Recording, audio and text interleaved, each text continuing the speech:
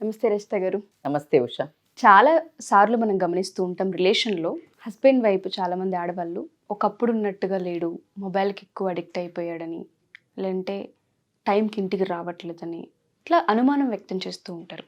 Extra marital affair ఉందా, లేదంటే పక్కదారి ఏమన్నా పడుతున్నారా అన్న అనుమానం కలుగుతూ ఉంటుంది వాళ్ళకి. బట్ ఏ విధంగా ఐడెంటిఫై చేయాలో తెలియదు. ఐడెంటిఫై చేయడం ఏ విధంగా అని అడిగే వాళ్ళు ఉంటారు. వాళ్ళకి మనం ఏం చెప్పచ్చు? డాక్టర్ సచిన్ రాజ్ అత్యాధునిక వరల్డ్ క్లాస్ ఫిజియోథెరపీ ట్రీట్మెంట్ తో అన్ని రకాల నొప్పులకు శాశ్వత పరిష్కారం. అంటే ఇది చాలా సెన్సిటివ్ సబ్జెక్ట్. అంటే చాలా మీరు అన్నట్టు ఊరికే అంటే అనుమానపు భార్యలు ఉంటారు. ఊరికినే అంటే జస్ట్ తన హస్బెండ్ ఊరికే కూడా అనుమానించి నాన్న రభస చేసి అనవసరంగా జీవితాన్ని అల్లకల్లోలం చేసుకున్న వాళ్ళు కూడా ఉంటారు. కానీ అది ఎంతవరకు కరెక్ట్ అని అనుకునే ముందు ఇప్పుడు మీరు అడిగే కొన్ని పారామీటర్స్ చెప్పుకుందాం. బట్ ఇవన్నీ దానికే సైన్సా అంటే ప్రతి దానికి నీ మనస్సు కొన్నిటిని మనకి గట్టిగా ఒక నొక్కి చెప్తూ ఉంటుంది. వాటికి వీటికి మన క్రాస్ చెక్ ఉందా చేసుకోండి. జనరల్ పారామీటర్స్ కొన్ని చెప్దాము, బట్ అలాంటి వాళ్ళవి కూడా మనము మెన్షన్ చేస్తూ ఉంటాము. చాలా అంటే క్లాజ్ అప్లై కండిషన్స్ అప్లై అని చెప్పినట్టు కింద ఇది స్క్రోలింగ్ చేయాలి. ఎందుకు అనంటే ఇప్పుడు ఫర్ ఎగ్జాంపుల్ నేను కొన్ని చెప్తాను పాయింట్స్. భార్యాభర్తల సంబంధం అనేది ఫస్ట్ అనుమానంతో అసలు స్టార్ట్ అవ్వకూడదు, ఎండ్ అవ్వకూడదు. అది అంత అందవిహీనమైన రిలేషన్ అవుతుందంటే ఎందుకు అంటే అసలు ఒకళ్ళని నమ్ముకొని వచ్చిన రిలేషన్ ఎవరైనా కానివ్వండి, లవ్ మ్యారేజ్ కానివ్వండి, అరేంజ్డ్ మ్యారేజ్ కానివ్వండి, ఇట్స్ ప్యూర్లీ ట్రస్ట్ రిలేషన్. ఒక అతన్ని నమ్ముకొని కన్న తల్లిదండ్రులను ఊరు నుంచి వదిలేసి నువ్వు అసలు వచ్చేసి సరెండర్ అయిపోతావు ఓవర్ నైట్. అంటే ఈరోజు పెళ్ళి అయిపోతుంది, వచ్చేస్తావు, వచ్చేసి నెక్స్ట్ డే నుంచి you feel that like you are మా ఇల్లు అని కూడా చెప్తుంటాము. సో అసలు అది ఎక్కడి నుంచి వచ్చింది అనేది ఎంత ఆలోచించినా కూడా ఆడదానికి ఎంత ఫాస్ట్ అడాప్షన్ ఉంటుంది అనే దానికి ఇది ఒక wonderful example. So coming to the excuses అంటాను నేను. ఎక్స్క్యూజెస్ అని అంటే ఏంటి అంటే ఇంతకుముందు ఎప్పుడు నీతో చాలా టైం స్పెండ్ చేయడము, లేకపోతే ఇంట్లో ఎక్కువసేపు టైం స్పెండ్ చేయటము, పిల్లల మంచి చెడులు అడగటము, చదువు సంధ్య పట్టించుకోవటము, గ్రాసరీ ఏవి ఉన్నాయని పట్టించుకోవటము, ఇలాంటివన్నీ చేసే వ్యక్తి సడన్గా టైంకి రాకపోవడము, లేట్ నైట్లో ఆఫీస్లో ఎక్కువ పని ఉందని చెప్పటము, మోస్ట్లీ బ్రో నైట్ అవుట్స్ ఉన్నాయని పార్టీలకు పోవడము, ఎక్కువసేపు అంటే నీకు వర్క్ ఉన్నదా లేదా అని తెలియకుండా నైట్స్ ఎక్కువ నువ్వు బయట స్పెండ్ చేయటాన్ని కొంచెము ఆలోచించాల్సిన విషయం. మరి అందరూ అలానా మేడం? రియల్గా పని చేసుకునే వాళ్ళు ఉంటారు, రియల్గా వర్క్లో లేట్ అయ్యే వాళ్ళు ఉంటారు, నిజంగా ఏదైనా ఉంటారు.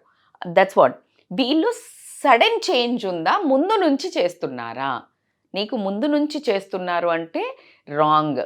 అందుకనే ఒక 10 చెప్తే అందులో మనము 7-8 టిక్ అయినాయి అంటే ఇంకా కొంచెం ఎక్కువ మానిటర్ చేయాలి అనేది మాత్రము గ్యారంటీ. సో ఈ ఎక్స్క్యూజెస్ ఎక్కువ చెప్తున్నారు అని అంటే మాత్రం అలా కాకుండా ఉషా జనరల్గా పిల్లల్ని స్పెండ్ చేస్తారు రాగానే చాలా ఎక్కువ హుషారుగా ఆడిచ్చటం అట్లా చేసేవాళ్ళు ఎక్కువగా మూడిగా ఉండటం జరుగుతుంది. ఎలా మూడిగా ఉంటారంటే ఒకరోజు భలే సంతోషంగా ఎక్సైటింగ్గా పోయిన దానికంటే వచ్చేటప్పుడు విపరీతమైన షైనింగ్ ఫేస్తో. ఎందుకంటే నీకు అనదర్ ఉమెన్ తోటి ఏమైనా రిలేషన్ ఉండి హ్యాపీగా ఉండి మంచిగా వచ్చావనుకో మంచి మూడ్లో, then that shows. Mood swings ఎట్లా అంటే హైపర్ యాక్టివ్, హైపో సాడ్, అంటే ఓవర్ సాడ్ కూడా ఉంటారు. ఎలా ఏమైనా గొడవ అయిందనుకో, లేకపోతే అక్కడ ఏదైనా మనస్పర్ధలు రావటం ఏదైనా అయిందనుకో, అది ఇంటి దాకా వస్తుంది. పిల్లల మీద విసుక్కోవటం కానీ, భార్యను విసుక్కోవటం కానీ ఇవి ఎక్కువ చేస్తుంటారు. సో ఇలా నువ్వు అనుమానం ఎప్పుడు వచ్చినప్పటి నుంచి నువ్వు గమనించాల్సింది ఏంటి అంటే తన నడవడికను గమనించండి. మూడ్ స్వింగ్స్ ఎలా ప్లే చేస్తున్నారు. అలా కాకుండా ఫోన్ తోటి 80% పట్టేస్తారబ్బా లేడీస్. సిబిఐ డిటెక్టివ్సే, అసలు ఎటువంటి డౌటే లేదు. సరే లేని దానికి కూడా అంటారు అంటే అది కొంచెం ఈ సైకోపాతి డిజార్డర్ ఉన్న వాళ్ళు తప్పించి 80% కరెక్ట్ ఉంటుంది ఉషా. ఎందుకు నవ్వు వస్తుంది అంటే ఎవరైనా ఫోన్ చేసి అలా ఒక రకమైన ముసిముసి నవ్వులతో అలా బ్లష్. జనరల్గా జెంట్స్ అలా ఇప్పుడు ఎవరైనా లేడీస్ ఆడవాళ్ళు ఉన్నారనుకోండి సరదాగా ఏ బాగున్నావు అనగానే కూడా మురిసిపోతాం. ఒక రకమైన హ్యాపీగానో సిగ్గు అలాగ వచ్చేస్తుంది, బ్లష్ వచ్చేస్తుంది. కానీ అదే మగవాళ్ళకి అట్లా రాదు కదా, జనరల్గా రాదు. Until unless like you have anybody complimenting that opposite gender. If I'm not wrong, నాకు తెలుసు మీరు అందరు కరెక్టే అని అనుకుంటున్నారు. సో ఏంటి అంటే ఎప్పుడైతే ఆపోజిట్ పర్సన్ ఫోన్ మాట్లాడేటప్పుడు వీళ్ళ ఫేస్ కవలికల్ని బట్టి ఇలా కూర్చొని చెప్పొచ్చు అమ్మాయితో మాట్లాడుతున్నాడని. ఎలా అంటే ఫస్ట్ ఫోన్ రాగానే వాకవే అయిపోతారు, ఉన్న ప్లేస్ నుంచి వాకవే బయటికి వెళ్ళిపోయి మాట్లాడటము. లేదు నడుస్తూ మాట్లాడుతున్నప్పుడు వాళ్ళ ఫేస్లో నీకు ఫోన్ పెట్టేసి రాగానే నేను ఇందాక చెప్పినట్టు హైపర్ ఎగ్జైట్మెంట్ లేకపోతే సాడ్గా రియాక్షన్స్ కనిపించడం. ఇంకొకటి ఏంటి అంటే వీళ్ళ ప్రవర్తన ఇంకా కొంచెం డీప్గా పర్సనల్గా మాట్లాడాలి అంటే వీళ్ళు నైట్స్ ఇంటికి వచ్చిన తర్వాత 2 రకాల ప్రవర్తన ఉంటుంది. ఒకటి వీళ్ళ సెక్షువల్ ఏదైతే ఉంటుందో అది టూ మచ్ డల్ అవ్వడం అన్న అవుతుంది. ఎందుకు అనంటే దే గెట్ ఆల్రెడీ అక్కడ సాటిస్ఫై అవ్వడం కానీ అలా రావడం కానీ జరిగితే గనక. లేదు అంటే గనక they will be behaving different way in your this personal ప్లేస్లో, అంటే వాళ్ళ బెడ్రూమ్లో. ఎందుకంటే దే విల్ గెట్ దట్ అడ్వెంచరస్గా ఏదైనా ఉంటే మళ్ళీ ఇక్కడ వాళ్ళతో. సో అది too much personal that only ladies can analyse deeply. So అట్లాంటిది ఒకటి కూడా వీళ్ళు ఈజీగా ఐడెంటిఫై చేయడం, that's too personal. But because వాళ్ళు వెళ్ళిందే ఫిజికల్ కోసం. వాళ్ళను ఫిజికల్గా వెళ్ళిన తర్వాత నీ మీద ఇష్టం చూపించకపోవడం కానీ, నిన్ను రోజువారీగా ఎప్పుడైనా ఊరికే సరసమాటమో లేకపోతే సరదాగా ఉండటమో లేకపోతే అలా నడుము మీద చేయటం వేయటమో లేకపోతే చక్క భుజం మీద చేయటమో హగ్ చేయటమో కిస్ చేయటమో అలా చేసేవాళ్ళు సడన్గా అది ఆపడం కానీ ఎక్కువ చెయ్యడం కానీ. ఎక్కువ ఎందుకు చేస్తారు మేడం అంటే ఇంకో టైప్ ఆఫ్ జెంట్స్ ఉంటారు, వాళ్ళకి ఎక్కడో గిల్ట్ ఉంటుంది. So they want to over satisfy this. ఓవర్గా ప్రైజ్ చేయటం అంటే సడన్గా నోవేర్. అసలు కొంతమంది ఏమో ఇంకో రకం మనుషులు ఏంటి జనరల్గా వాళ్ళు ఎప్పుడు ఇదివరకు బాగున్నావనో లేకపోతే ఇది కొనుక్కో లేకపోతే ఇదేదోనో మల్లెపూలు తట్టడం లేకపోతే ఏదో చిన్నగా సరదాగా చిన్ని చేసేవాళ్ళు కూడా అసలు చెయ్యకపోవడము. ఈ రెండో రకము మగవాళ్ళు ఏంటి అంటే వాళ్ళకి గిల్ట్ ఫీలింగ్ వచ్చి ఎక్కువ చేయటం. పిల్లలకి ఎక్కువ టాయ్స్ కొనుక్కొచ్చి ఇవ్వటమో, భార్యకి ఎక్కువ చేయటమో, లేకపోతే పనులు ఉంటాయి కదా, ఏమైనా డైలీ చోర్స్ ఉంటాయి కదా, షాపింగ్ కూరగాయలు తెచ్చియటమో లేకపోతే ఇంట్లో పనులు చేయటం, ఇవి అతిగా చేస్తున్నారా?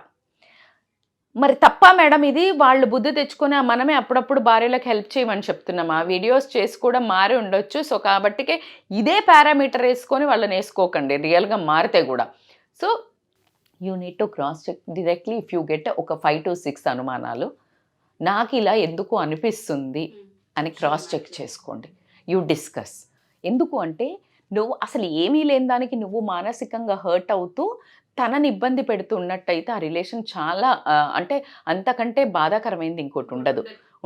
ఒకవేళ ఉంది అనుకోండి, అతనికి ఒక రకమైన భయం జనరేట్ అవ్వడం జరుగుతుంది. ఓకే, నా వైఫ్కి అనుమానం వచ్చేసింది అన్నట్టయితే ఇది ఎలాగో కొనసాగని ముచ్చట, ఏది బయటది ఎన్ని రోజులు కొనసాగని ముచ్చట కాబట్టికి ఎందుకు వచ్చిన గొడవ, నాకు పిల్లలు పెళ్ళ ఉన్నారు కాబట్టి నోరు మూసుకొని దారికి వస్తా అనే వార్నింగ్ టైప్లో ఏదైనా కనుక మీరు అలా కాస్త నయానా భయానా ఏదైనా మాట్లాడగలిగితే కనుక దట్స్ ఆల్వేస్ బెటర్. కానీ ఒక చిన్న 1-2 అనుమానాలతోటి మాత్రము పెంట పెట్టుకోవద్దు.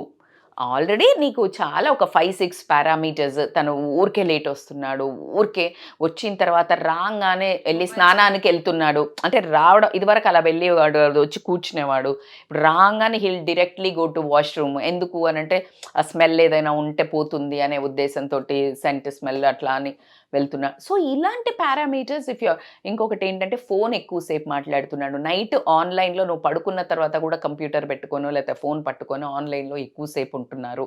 సో ఇలాంటివి చాలా పారామీటర్స్ ఉంటాయి, ఒకటి అని చెప్పొద్దు.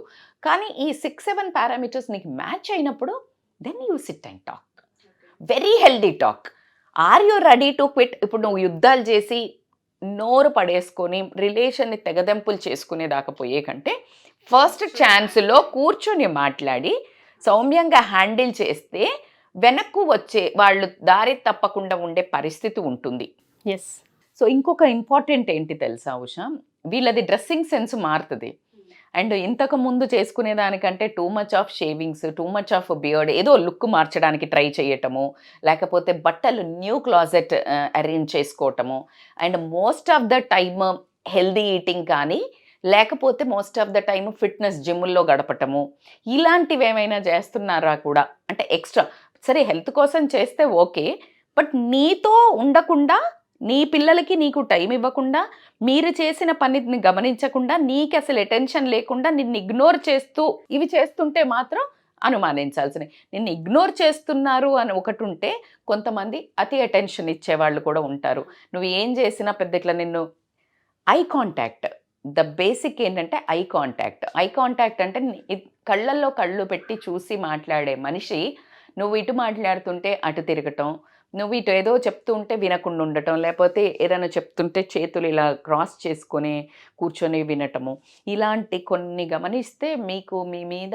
ఎంత మాత్రమో ప్రేమ అనను నేను, దీన్ని ఏమంటారు, బాండింగ్, ఫిజికల్ బాండింగ్. ప్రేమ ఎట్లాగుంటుందబ్బా, భార్య అనే దాని మీద ప్రేమకు మీనింగ్ రొమాన్స్ వేరు, ప్రేమ వేరు. సో ప్రేమ భార్య మీద ఎలాగో ఉంటుంది, కానీ ఆ చిన్న చిన్న కక్కుర్తిలకు పోయి బయటికి పోయి ఈ ఈ ఏదైతే డీవియేట్ అయ్యే వాళ్ళకి ఈ పారామీటర్స్ సరిపోతాయి. ఆ దారి తప్పితే మరి ఏంటి మేడం, ఎందుకు ఒప్పుకోవాలి మేడం అంటే, are you ready to move out of this relation? Is it correct? పోయిన తర్వాత నిన్ను ఈ ప్రపంచంలో ఇప్పుడు ప్రస్తుతం చాలా చండాలంగా తయారైంది. ఇలాంటివి వెరీ కామన్ అవుతున్నాయి అని చెప్పాలంటే కూడా బాధేస్తుంది, కాకూడదు కానీ అవుతున్నాయి. కాబట్టికే మరి ఎలా దీన్ని అరికట్టుకోవాలి, ఎలా మా హస్బెండ్ని మేము గ్రిప్లో పెట్టుకోవాలి? గ్రిప్లో పెట్టుకోవడము అంటే చెప్పిన మాట తోలుబొమ్మలాట్లాగా నువ్వు చెప్పినట్టు వినడం గురించి మాట్లాడలే ఇక్కడ నేను. ప్రేమగా బందీ చేసుకొని ఎలా ఉంచుకోవాలి అనే టాపిక్స్ మాట్లాడుకోవాలి అంటే కనుక మనం మళ్ళీ ఒక పార్ట్ చేద్దాము. ఎలా ఉంటే తనని అడగకుండానే కూడా ఎలా నీ వైపుకు తిప్పుకోవాలి, ఎలా నీ వైపుకు అనే దాని గురించి కూడా మనం డిస్కస్ చేయొచ్చు. బట్ ఈ ఉన్న ఏదైతే 6-7 పాయింట్స్, ఈ 6-7 పాయింట్స్ని మాత్రము చాలా బేరీజ్ వేసుకొని చాలా ఎంత ఆచితూచి అడుగు వేయాల్సిన పరిస్థితి ఏది జీవిత భాగస్వామితో. సో నల్లేరు మీద నడకలాగబ్బా నీ నోటికొచ్చినట్టు మాట్లాడి మనస్సును గాయపరిచిన తర్వాత వెనక్కి రావడం కూడా కష్టం. ఒకవేళ నువ్వు ఏమీ లేనప్పుడు ఏమైనా అన్నా కూడా తనకి ఓకే నాకు లేదు కానీ ఇది అనుకుంటోంది కదా అని చేసేవాళ్ళు కూడా ఉంటారు. మన చిన్నప్పుడు కనుక పిల్లల్ని వద్దు వద్దు అంటే ఎక్కువ ఎలా చేస్తారో అలా మగవాళ్ళది కూడా ఉంటుంది. కాబట్టి కొంచెం ఆలోచించి ప్రవర్తించుకుంటే బెటర్. అనుమానము పెనుభూతము అన్నట్టు దాన్ని నివారించుకోవాలనంటే ఈ పార్ట్ 2 చూడాలి అండ్ ఈ పాయింట్స్ కూడా గ్రహించాలి. చెప్పినట్టుగానే క్విట్ అవ్వడం అనేది చిన్న విషయం కాదు, లైఫ్లో చాలా పెద్ద విషయం. సో ఒకవేళ తెలిస్తే గనక ఏం చేయాలని ఆడవాళ్ళు నిజంగా వెయిట్ చేసి మీకు అనిపిస్తున్న ఈ 7 పాయింట్స్ మేము గమనిస్తూ ఉన్నాం, దానివల్ల మానసికంగా మేము హర్ట్ అవుతున్నామని మీకు అనిపిస్తే కింద కామెంట్ చేయండి. పార్ట్ 2 ఖచ్చితంగా ఎక్స్ప్లెయిన్ చేస్తారు. ఏం చేస్తే మంచిది, ఎలా మాట్లాడాలి, ఎలా డిస్కస్ చేస్తే మంచిది అన్న విషయం పైన రజిత గారు మీకు ఖచ్చితంగా ఎక్స్ప్లెయిన్ చేస్తారు. Thank you ma'am, thank you so much. Thank you Usha.